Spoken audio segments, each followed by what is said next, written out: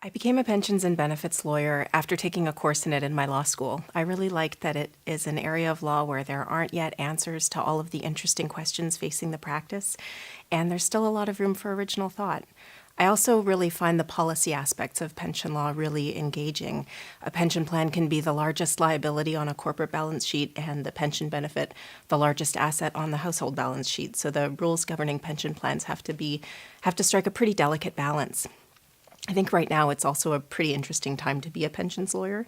The sustained period of low interest rates we've been in are great for everyone's mortgage, but make defined benefit pension liabilities really high and the funding obligations really high, which has precipitated more than a couple pretty significant corporate insolvencies in Canada.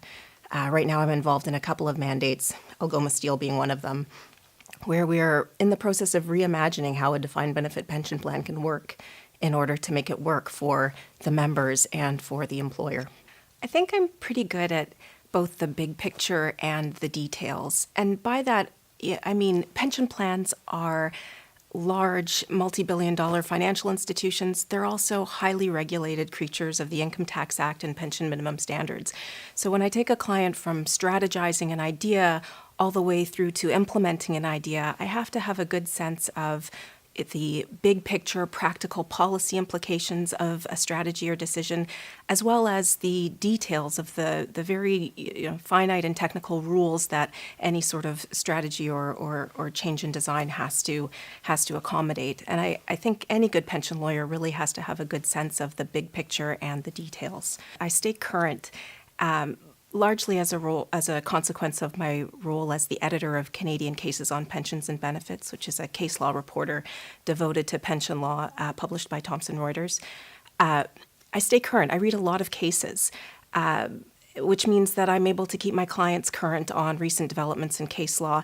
It also means that when I get a call on a question, I usually have pretty good instincts about it because there's something that I've read and reported in the CCPBs that's usually pretty similar or pretty close to on point. I think that teamwork in the context of my practice and at Stikeman Elliott is exemplified by the team that we've built in the Pensions and Benefits group at Stikeman. I'm very grateful for the team we've built in the last couple of years. In Toronto, it's myself, Natasha Vandenhoven, and Aidan Talai, and Michelle Legendre in Montreal rounds out the team. Each of us has our strengths, and each of us wants to emphasize different aspects of our practice, and there are just enough of us that we can get the work we like and we can lend a hand when the other needs it. We emphasize each other's strengths, and I think we enable each other to be our best. I do find the practice of law rewarding. I really love the diversity of my practice. As a pension lawyer, I'm a little bit of I practice a little bit of tax, trust, employment, labor law, a little bit of insolvency, admin, even a little bit of family law from time to time.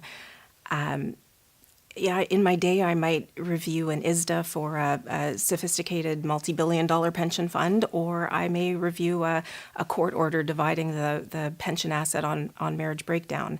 And it's the diversity of my practice, the constant learning that I do on new and interesting areas of law that touch on pension law that keep it really engaging keeps it really engaging for me. I really like solving puzzles, and pension law is full of really interesting, intricate, cerebral puzzles.